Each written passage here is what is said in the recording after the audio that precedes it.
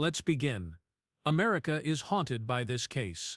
A tragedy that would plague America for decades shook the sleepy town of Boulder, Colorado, on a chilly Christmas morning in 1996. 6-year-old JonBenét Ramsey was discovered dead in her home's basement. Hours after the family reported her missing, her father, John Ramsey, made the discovery. A popular child beauty queen, JonBenét was a happy and intelligent young girl whose smile lit up pageant stages and won hearts. For the saddest of reasons, that smile would soon become one of the most iconic in America. A tempest of bewilderment, terror, and suspicion ensued. The public watched in shock as the case took unexpected turns. The first few hours of the investigation were chaotic, unintentionally disturbing the scene. People freely entered and exited the Ramsey residence. The house was not treated as a possible crime scene until it was too late by police officers, who may have been overpowered by the situation or misinformed by the initial facts. In those initial critical hours, a significant chance to gather important evidence was lost. When JonBenét's own family started to come under suspicion, the case took an even more sinister turn. The Ramseys were soon portrayed by the media as potential suspects in addition to bereaved parents. The public closely watched JonBenét and his mother, Patsy Ramsey. The public's suspicion was only heightened by their choice to avoid some interviews and only make prepared statements. Many questioned the family's lack of transparency. However, John Ramsey clarified in a subsequent interview that they were merely adhering to legal advice. He claimed that we were being handled more like suspects than victims. Our every action was transformed into something else. There was also criticism of the police. Questions became more prevalent as the months went by without any arrests. Was the evidence in this case improperly handled? Had authorities overlooked other theories and placed too much emphasis on one? In a subsequent interview with CNN, John Ramsey reminisced about those times and bemoaned the lack of collaboration the Boulder police received from outside specialists. He claimed that they didn't want assistance and that they were in over their heads. In the first few hours, the truth might have slipped away. There were numerous serious errors at the crime scene that influenced the entire investigation. Let's take a closer look at what went wrong in that house, a crime scene rife with errors. A missing child was reported to the police when they first arrived at the Ramsey house in Boulder, Colorado. It was considered a potential kidnapping at the time, not a murder. They consequently came to a crucial conclusion. Only JonBenét's bedroom was sealed off. The rest of the house was left open. The remainder of the house, where the child was eventually located and last seen, was never adequately secured. Contamination was made possible by this choice, and it actually occurred. Friends, relatives, and even clergy were permitted to enter the house during the morning. There were those who came to back the Ramseys, others came just because they were worried. Although their presence was intended to provide solace, it unintentionally jeopardized the possibility of maintaining a clean crime scene. People touched surfaces, moved through rooms, and even assisted with housework. The kitchen was where the food was prepared. They moved furniture. The halls reverberated with conversations. The scene descended into chaos, just when silence and accuracy were required. Later, detectives acknowledged that this was a serious mistake. The lead detective on the scene that morning, retired officer Linda Arndt, called it overwhelming. She claimed in subsequent interviews that she felt alone in giving the matter the gravity it needed. People were treating it like a family get-together, and I was standing in the middle of a crime scene, she recalled. JonBenét was nowhere to be seen for hours. Just before 6 in the morning, her mother, Patsy, had called the police first. The family was instructed to wait and maintain their composure. However, it was already too late when the police started to think that JonBenét might still be inside the house. Evidence was already moved, tampered with, or destroyed. After that, something occurred that completely altered the situation. Detective Arndt recommended that John Ramsey conduct a second, comprehensive search of the house at around 1 p.m. John concurred. A friend who had come to help the family joined him in the basement. At that point, he discovered JonBenét's body in a tiny room without a window. She was lying on the floor, dead. Many would later wonder what John did next. He picked up his daughter and carried her upstairs while in shock. In addition to disturbing the body and the surrounding area, this action, which was motivated by love and panic, was another tragic complication in a scene that was already rife with errors. Many people were surprised that the victim's father discovered the body after the police had been in the house for hours. Why hadn't they searched the basement thoroughly before? Why hadn't each member of the family been interviewed separately? Mark Beckner, the former chief of police in Boulder, later acknowledged his mistakes in interviews. He claimed that we lacked the necessary experience in handling cases of this nature. In retrospect, some choices should have been made differently. He admitted that they made crucial mistakes that might have cost them crucial evidence, such as not immediately searching the entire house and failing to secure every area. Even how JonBenét's body was handled was questioned. In his grief, Jon Ramsey unwittingly destroyed any chance of keeping important forensic evidence by taking her from the crime scene. During that time, fingerprints, fibers and other trace evidence that may have been in the basement were probably lost. A puzzle that had already been dispersed, left the police to try to solve. Many people think that the case might have gone differently if the house had been adequately secured and no one had been allowed inside. Any investigation's initial hours are very important. The strongest leads and the most convincing evidence are gathered during those times. Human error, comfort visits and confusion characterize those hours in the Ramsey case. Decades have passed since these errors were made. Since no suspect has been taken into custody, theories have proliferated and confidence in the initial investigation has kept declining. It has been a case full of shadows for the general public. It has been a lifetime of suffering and annoyance for the family. In his candid remarks about those early days, Jon Ramsey said, "We didn't know what to do. We waited for the police to lead the way, but nobody seemed to be in charge." The helplessness that pervaded their home that day is reflected in his words. A note that was both unexpected and odd was another significant piece of the puzzle that left the public and investigators with more questions than answers. The ransom note that caused people to take notice. Ransom notes are typically brief, straightforward, and demand-focused in kidnapping cases. However, the note discovered within the Ramsey residence was anything but typical. It was 2.5 pages long, full of strange expressions, dramatic cautions, and extremely detailed instructions. It sparked curiosity as soon as it was found, and rightfully so. The note was written inside the Ramsey residence on paper. Investigators were perplexed by that fact alone. Why would they sit down, locate a pad and pen, and write such a long message inside the house where they had just committed a crime, if they were an outside intruder? This particular detail implied that whoever was in charge either felt very at home, or was never in a hurry to leave. Some started to question whether the note was left by someone who knew the Ramseys already, or more unsettlingly, by someone who lived in the house. The note's wording instantly struck experts who later read it. It used theatrical threats that sounded more like something from a movie script than a real-life criminal demand, and it made references to things like small foreign factions. In an interview years later, former FBI profiler Ron Walker discussed the note and said, "It read more like a screenplay than a genuine threat." Not only were the tone and style strange, they were suspicious. Then the oddest detail of all appeared. The note specifically called for $118,000 in payment. That was no arbitrary number. Jon Ramsey had recently received a Christmas bonus from his employer, and it was exactly the same amount. This coincidence was almost impossible for investigators to overlook. How was that amount known to a stranger? Was that a co-worker of Jon's, or was it a closer person? This particular detail was interpreted by many as evidence that the note's writer was well versed in the Ramsey family's financial situation. Experts discovered more issues the more closely they examined the situation. Analysts of handwriting closely examined the note. They wanted to know if it was written by Patsy Ramsey or Jon Ramsey.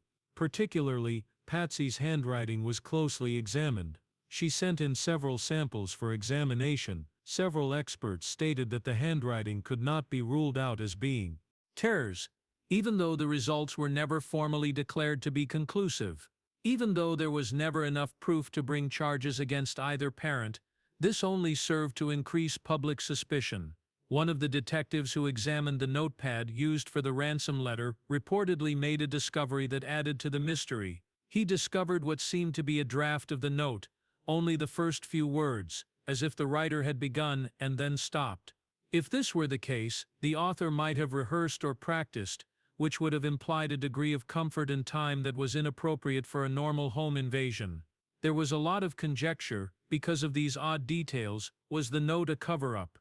Was it written to buy time, or to divert attention from the true goal, or was it staged, as some thought, to divert the course of the investigation? Though there were many theories in online forums and media reports, no definitive answers were ever found.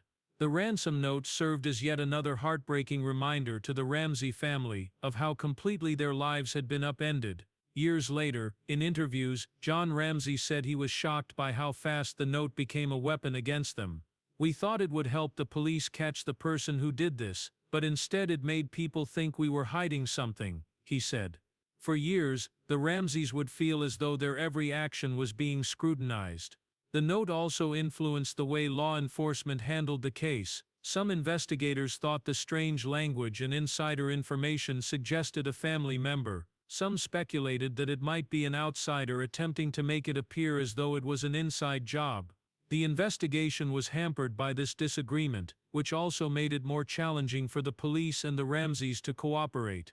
Even more startling information started to emerge, as if the odd note wasn't perplexing enough. This time, it will be through the subtle yet potent science of DNA, cold trails and DNA hints. When most people had given up on finding answers years after JonBenét Ramsey's death, a recent discovery appeared to revive the case. In 2003, a tiny drop of blood discovered on JonBenét's underwear allowed forensic specialists to create a DNA profile. It was an important time. None of the Ramsey family members matched this DNA. Her mother, Patsy, did not own it, nor did her father, John, or Burke, her brother. It was from a different person. This discovery felt like a significant turning point in a case that had long been clouded by suspicion directed at the family. It provided the first concrete evidence that JonBenét's death might have been caused by an unidentified person. The DNA profile was entered by investigators into CODIS, the FBI's nationwide database for tracking known criminals. They were hoping that the system would find a match and direct them to the offending individual, but there were no answers in the database. No one matched the profile, not now, and not then. Although frustrating, this outcome added to the mystery. Who was this individual? How did their DNA get onto the clothes of a 6-year-old girl? What prevented them from appearing in any criminal records? A stranger who was not inside the house and might have entered and exited without leaving any visible evidence, aside from this minor but damning clue, could have been involved, according to the DNA. The case then took another unexpected turn in 2016. Even more disturbing was the result of sophisticated DNA testing that was more accurate than anything that had been available in previous years. Researchers discovered genetic material from 2 distinct unidentified people, not just one unknown profile. This indicated that at least 2 distinct individuals had left their marks on the evidence linked to JonBenét's demise. The plot abruptly became more complex and dark. 2 anonymous people were downright chilling. If one was bothering you. What actually transpired in the Ramsey house was further called into question by this discovery. Was there more than one person inside the house that evening? Were they collaborating? Or did JonBenét's passing influence the introduction of these profiles from entirely different contacts? Investigators were unable to say with certainty. However, they did verify that none of these DNA profiles matched any individuals in CODIS. Once more, science had made progress toward answers, but had fallen short of providing a definitive solution. Even more concerning evidence was discovered by investigators as testing went on. 6 distinct DNA samples in all were found on different articles of JonBenét's apparel and other objects. Each of the 6 profiles belonged to an unidentified person. None of them fit any Ramsey family member. They didn't all fit together. And none of them have ever been connected to a known suspect, even with the more potent tools of today. Even the most seasoned experts were perplexed by these findings. The importance of the DNA results was noted by Bob Grant, a former district attorney who had long supported the investigation. In a public statement, he stated that any resolution to this case must provide an explanation for the presence of that DNA. We cannot disregard it. Many people who had been following the case for years agreed with his remarks. The DNA wasn't merely a last-minute idea. The mystery now revolved around it. According to some experts, contamination may be the cause of the multiple DNA profiles found. For instance, Michael Baden, a forensic pathologist, stated in interviews that small amounts of DNA can occasionally be accidentally transferred. He emphasized that even in the absence of direct contact, trace DNA can show up on objects or clothing. Although not everyone agrees, this theory has been applied in other instances to explain unexplained DNA. Candice DeLong, a former FBI profiler, has maintained her conviction that the same DNA does not appear in different locations by accident. According to her, the fact that a specific profile was consistently present on JonBenét's clothes and other belongings strongly implies that the owner was the one who did it. According to her, there is more than one piece of DNA in one location. It appears on various objects. That's significant. The DNA findings caused John Ramsey to feel both hopeful and frustrated. On the one hand, it demonstrated that there was probably an outsider involved. On the other hand, it was extremely disheartening that despite the passage of years, no match had been discovered. He stated his resolve to continue pressuring authorities to employ the most up-to-date genetic genealogy tools, the same technology that helped solve the Golden State Killer case. In an interview conducted in 2023, he said, "It's our best chance. We may finally have the answer if the police make use of all the resources at their disposal." A terrifying thought started to settle in with all the unsolved questions about the DNA. Was the truth concealed much closer to home? Or was this the work of an unknown stranger who got past family secrets, or stranger danger? One widely accepted theory was that Burke's parents covered it up to shield him from the repercussions after he killed his sister in a fight over something insignificant, like a snack or toy. Advocates of this theory cited Burke's reported behavior during interviews, which some characterized as unusual or emotionally flat, as well as JonBenét's injuries. However, there was a significant flaw in the theory. In 2008, the Boulder District Attorney formally cleared all three family members, long after the initial public outcry. According to DNA evidence, JonBenét's clothing contained genetic material left by an outsider. Since Patsy died in 2006 before she could see her name cleared, the Ramseys' relief was tempered with sadness. Speculation persisted even after the official clearance. Amateur investigators and online forums continued their research, posing queries that the general public was unable to ignore.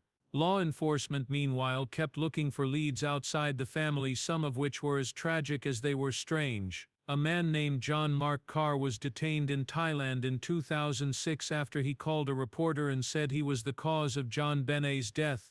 He claimed to have been with her the night she passed away and discussed the case in unsettling detail. The media was rocked by Carr's confession. It briefly appeared as though the mystery might be solved. It was not long before his story began to show flaws. Both his timeline and the DNA samples recovered from the crime scene were inconsistent. Carr was eventually thrown out for being a fake confessor, a man who for unknown reasons inserted himself into a tragedy. For the Ramseys, it was a devastating moment. They had been pulled back into the haze of uncertainty after being promised a resolution. Then the name Gary Oliva appeared. Oliva, a convicted sex offender who was residing in Boulder at the time of JonBenét's passing, immediately attracted attention because of his unsettling conduct and obsession with the case. He was once spotted close to the Ramsey residence and is said to have preserved pictures of JonBenét and his possessions. John Ramsey acknowledged in subsequent interviews that he had serious doubts about Oliva. John claimed that he was fixated on our daughter. It felt personal, and it was disturbing. Nevertheless, Oliva's DNA did not match the evidence gathered from the crime scene, even with the unsettling connections. Although his name keeps coming up in discussions about the case, he was ruled out as a suspect. The passing of Michael Helgoth, a young electrician who lived close to Boulder, was another odd and sinister turn of events. Helgoth allegedly owned boots that matched a footprint discovered at the scene and had previously been involved in a property dispute with someone associated with the Ramseys. His possession of a stun gun was even more concerning, something that investigators thought JonBenét might have been exposed to. Helgoth was found dead from what appeared to be a self-inflicted gunshot wound just 2 days after authorities said they were getting close to identifying a suspect. Many people started to question whether his death was more than a coincidence because of the suspicious timing. A private investigator who was employed by the Ramseys even asserted that Helgoth had resources and a motive, and he urged the police to investigate further. However, Helgoth's DNA did not match Oliva's. Officially, he was never identified as a suspect. The distinction between stranger danger and family secrets became hazy as a result of the numerous potential suspects being ruled out by science and the numerous theories that remain unanswered. The public was unsure of whom to believe. Was this a terrible accident that the protective parents tried to hide from the public, or experienced a stranger who actually broke in, committed the unimaginable, and disappeared without a trace? Years later, John Ramsey said that the hurt of being falsely accused never goes away. The world was accusing us of something we didn't do while we were in mourning. Nobody should have to bear that burden. Burke, on the other hand, has mostly avoided the spotlight, leading a personal life away from the spotlight and inquiries. He has consistently maintained his innocence and denied any involvement in the few interviews he has given. Now let's go back to the early years of a bright and naive girl whose life ended far too soon before she could even reach her full potential. Behind the headlines is a little girl. On August 6, 1990, JonBenét Patricia Ramsey was born in Atlanta, Georgia. Her name, JonBenét, was a combination of her father's first and middle names. It was a distinctive moniker for a youngster who would soon draw notice wherever she went. The family of the Ramseys was very close. JonBenét's mother, Patsy Ramsey, was a former beauty queen, and John Ramsey was a prosperous businessman. Patsy quickly shared her passion for pageants and performing with her daughter. Naturally, JonBenét adapted to it. JonBenét had a sparkle that people couldn't help but notice from an early age. She exuded a presence well beyond her years, whether she was on stage, at home, or at school. She was smart and sweet, according to her teachers. According to her friends, she was amiable and entertaining. She was the type of kid who, just by entering a room, brightened it up. JonBenét enjoyed dressing up and performing, just like a lot of young girls. She started going to dance classes, learning jazz and ballet, and performing in local productions. Before long, she was prepared for something more. JonBenét was already a rising star in the child beauty pageant industry by the time she was 6 years old. She participated in regional and national competitions with her mother's assistance. She stood out due to her confident stage presence, golden hair, and bright blue eyes. She wasn't merely there to draw attention, she desired to be the center of attention. She also did. JonBenét, whose performances frequently featured singing and dancing, won several titles including Little Miss Colorado, National Tiny Miss Beauty, and America's Royal Miss.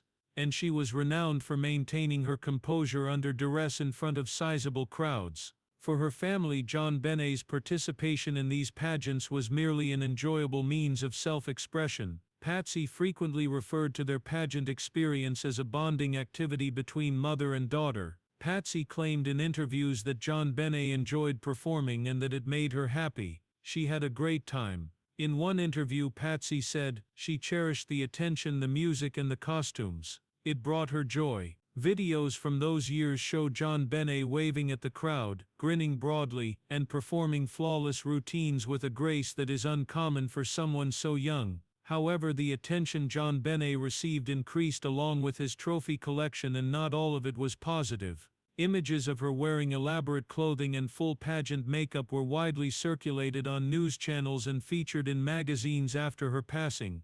Suddenly, a lot of people who had never heard of child pageants developed strong opinions. Critics questioned whether young girls should be dressed and presented in such a manner, and claimed that the pageants were too adult and appearance-focused. Others believed that JonBenét might have received unwanted attention as a result of his participation in pageants. The people who knew her best, however, maintained that the real JonBenét was just a typical young girl. She was a silly, playful person off stage. She enjoyed helping to decorate the house for the holidays, watching cartoons and playing with dolls. In 1996, she was particularly looking forward to Christmas, which was her favorite time of year. She had been discussing what Santa might bring for weeks, according to family friends. Nobody could have predicted that everything would change irrevocably just a few hours after Christmas morning. The agony that never went away. JonBenét Ramsey was not alone in the suffering that followed her untimely death. It remained